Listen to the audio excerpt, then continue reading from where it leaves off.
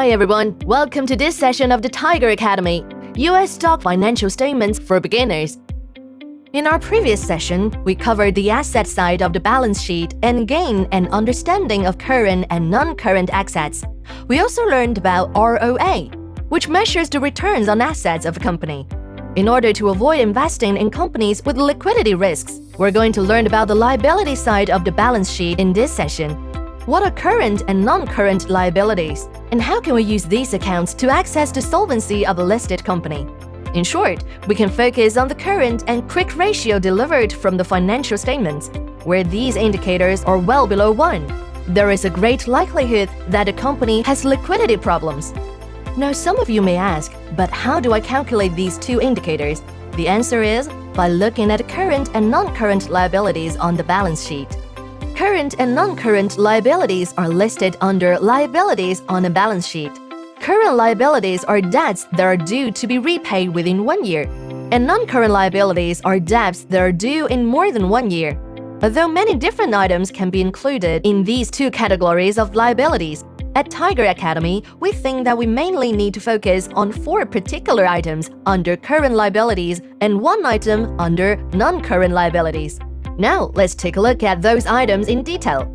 Under current liabilities, we'll focus on 1. Accounts payable.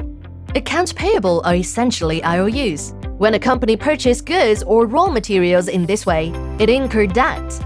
According to the principle of accrual accounting, when a company takes delivery of goods or services and doesn't make immediate payment, a debt is incurred and an entry is recorded under accounts payable on the balance sheet.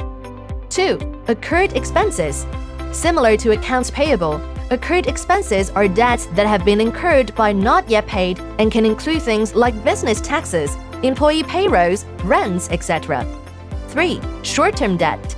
Short-term debt is debt that a company must repay within 1 year, including items such as commercial paper and short-term bank loans. Companies use short-term debts to finance for its working capital.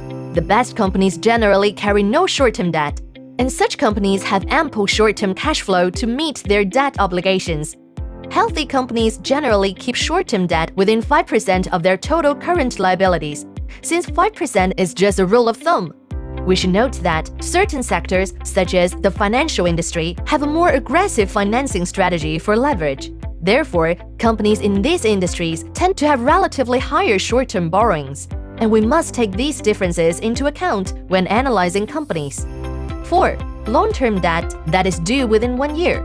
This term means that the long-term debt of a company is due within 1 year, and a substantial sum will be paid out.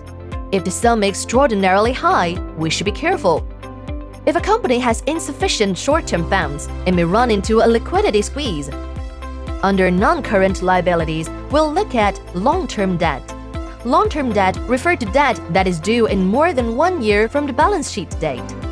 Now I'm going to share with you a formula used by Warren Buffett.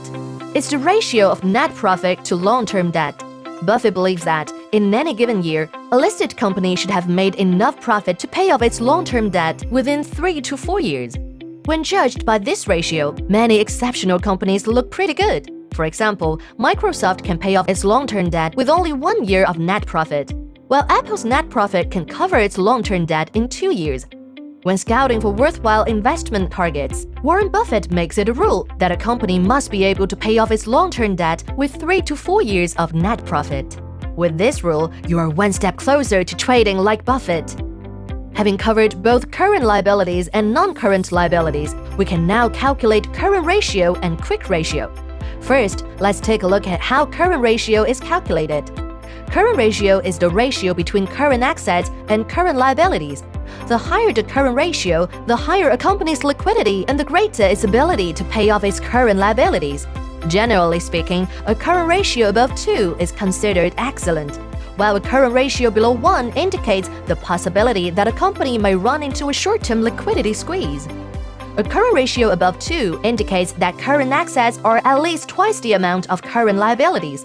Even if half of the current assets cannot be quickly converted into cash, a company will still be able to pay off its current liabilities. We particularly view such a company as possessing adequate liquidity. Some of you might ask, is it always better for a company to have a higher current ratio? My answer is not always. There are two possible explanations for an excessively high current ratio: high inventory or high cash position. A high inventory indicates that a company has trouble selling its products, likely due to the lack of the product's competitiveness in the market. On the other hand, high cash position indicates that a company's capital utilization is low and that it is not being operated at its full potential. So, as you can see, there's not one optimal current ratio for all companies, and we shouldn't judge a company's health based on its value alone. Now let's take a look at how to calculate the quick ratio. The quick ratio is the ratio of quick assets to current liabilities.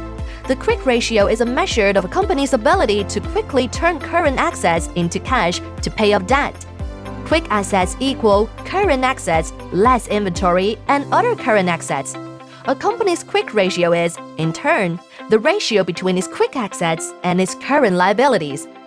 The good news is that you don't have to calculate these ratios yourself. Just enter the stock code into your personal Tiger Trade app, find Company and click Details. Then select Financial Analysis to view both the current and quick ratios. So, now that we know what a quick ratio is, how can we use it? Normally, a quick ratio of 1 or above is optimal, which means that every $1 of current liability is readily covered by at least $1 of liquid assets. A quick ratio below 1 demonstrates that a company may run into a short-term liquidity squeeze. On the other hand, while a quick ratio above 1 shows ample cash flow, it can also be an indicator of poor cash management. A higher quick ratio is not always better. We need to analyze it on a case-by-case basis while considering the nature of the target company's industry. For example, the retail sector trades goods for cash directly and has almost no accounts receivable. Consequently, it's reasonable to have a current ratio far below 1 in the retail sector. On the other hand, although the quick ratio of a company may be greater than 1, the majority of its quick assets may be accounts receivable. In this case, despite the quick ratio, whether or not the company is ready to receive its debt could be dependent on its liability to collect the accounts receivable quickly. Consequently, we should evaluate the quick ratio in the context of the company's realistic ability to turn over its accounts receivable. Quite easy so far, right? Now, with the knowledge of these two ratios, you can judge a company's likelihood of defaulting. Now, let's summarize. The current ratio and the quick ratio are two important metrics to help you access the liquidity of a company. With these two ratios, we can quickly tell whether a company is likely to default. So far, we have covered the assets and the liabilities portions of a balance sheet. In the next session, we'll move on to the study of shareholder equity, also known as net assets. These will help us better access the profitability of a company. Are you ready? See you in the next class.